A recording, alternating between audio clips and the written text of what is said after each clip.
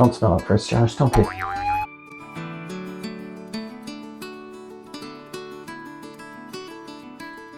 Long before cold medicine, American families relied on a simple vinegar tonic in order to make it through the winters.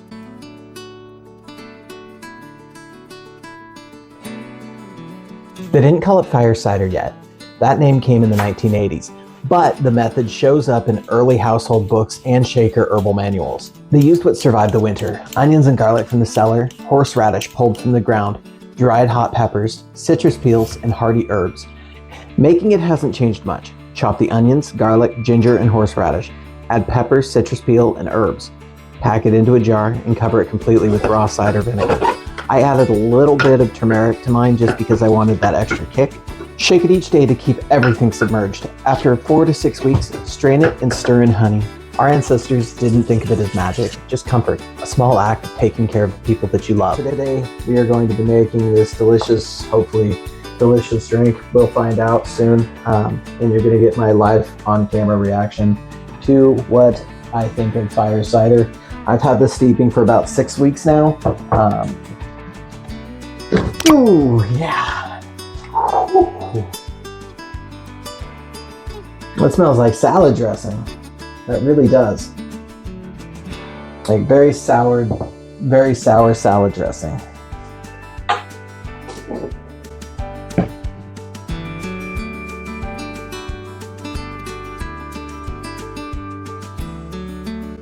All right, so first we're going to strain off this vinegar. And there are a lot of solid ingredients in here that are still useful, I think. There's definitely something we can do with it. I'm not 100% sure what yet, but we're going to look into it and see what we can come up with. All right. So if you want to see what I did with all of those scraps, make sure that you stay tuned till the end of the video so that way you can see exactly what I did, because I think it's pretty awesome. I hope you do too.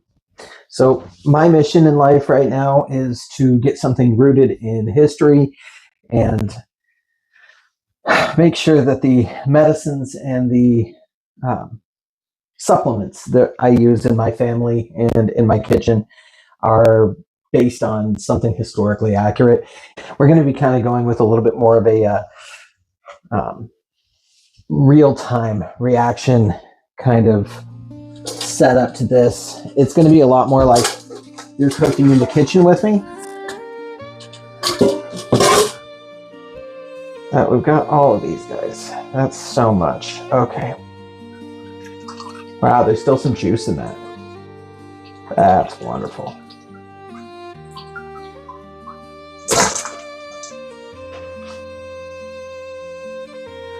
So these are all the scraps left over, and we used lemon, we used orange, we used grapefruit, we have some spicy peppers from the garden, rosemary, garlic from the garden, onion from the garden, turmeric from the grocery store, because I mean you can't really, I haven't really tried to grow turmeric yet. I don't know if it's even possible in my zone, but we're going to find out maybe.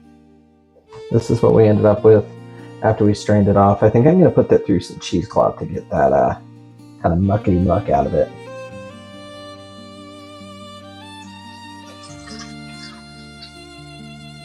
All right, so we managed to get most of the particulate stuff out of there, and now we got to mix some honey with equal parts.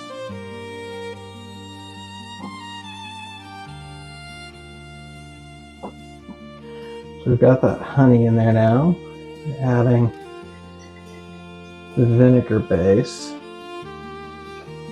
I'm really hoping this turns out okay, just because how expensive honey is these days. Jeez. I really should start keeping my own bees one of these days. I'm at 50-50 on that honey. I'll probably have to add a little bit more vinegar to it, but this is where it stands right now. It's a little bit less than 50% vinegar. Oh wow, that's going a lot easier than I expected. I was expecting it to be like a hard shake, but man, that is just breaking down. I hope you can see how cool that looks. Now we do the hippie hippie shake. I'm pretty sure that this particular flavor started off as a joke. You might be wondering if pioneers had access to cayenne pepper. Yes, they did, especially in the 1800s when it was available dry. Did they sweeten it? Often, yes, with honey or molasses. That would be something that would be more readily available. Maple syrup in some cases. Yeah, that's pretty much all I can think of that they would have used to sweeten it. Just because white sugar wasn't broadly available. It was becoming more and more common throughout the United States. However, molasses was the byproduct of that, and it made it, well, molasses was cheaper and it carried well, so sugar wasn't always readily available. So it was probably more the things that were more available in the area. Did they use citrus? Yes, they did, especially dried citrus, because that made it last long enough to get to them. And the next question would, of course, be how long would they steep it? And the answer to that is about 6 weeks.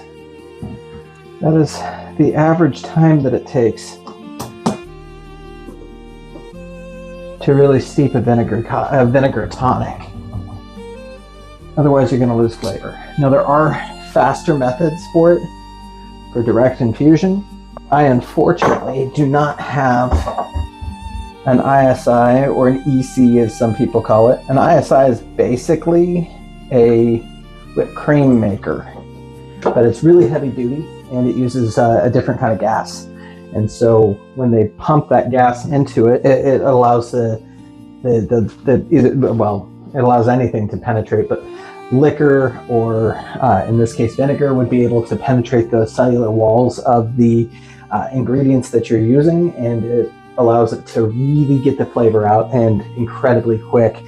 I am going with the old-fashioned way of just letting it sit because I don't have an ISI. I had access to one when I was bartending, but not anymore. So we need one more cap for that. Yeah, we're not making it all up today. We're making sure that some of it will be put away. Now, this seems to be fully integrated at this point. Here's the real question. Did it cure anything?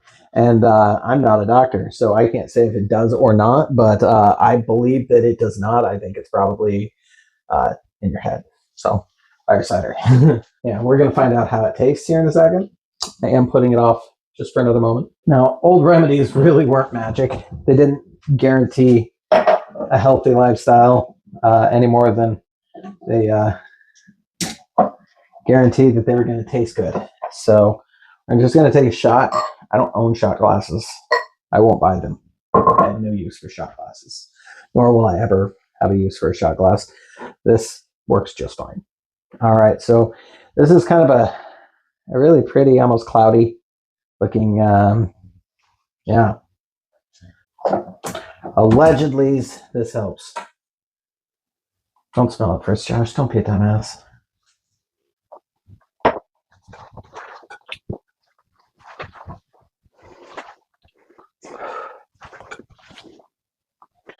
I want to add that to soda water. You know what? We're going to do that.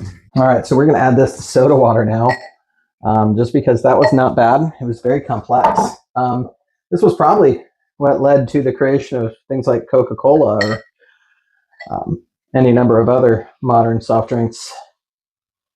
I know that in Italy, they would infuse herbs and roots directly into liquor, and then they would use that as an aperitivo or digestif that would allow them to feel more comfortable after their meal, based off of the medicinal qualities of whatever herbs they were using in those things. Those would be things like Fernet Brancas. For the Germans, it would be something like Jägermeister, which is a very, very sweet version, I guess. It tastes a lot like Fernet, but with a lot of sugar. For the aperitivos, you would have things like Camparis and Avernas, and those were generally enjoyed in the afternoon. That would be nice for before, whatever. So they would make these sparkling beverages with these ingredients, and I'm kind of feeling very, very I'm feeling very impressed with this right now because the flavor is very complex and it reminds me of that kind of a flavor. And so we're going to go ahead and try this. Might be delicious alternative to a fizzy mimosa or whatever. But yeah, we'll see.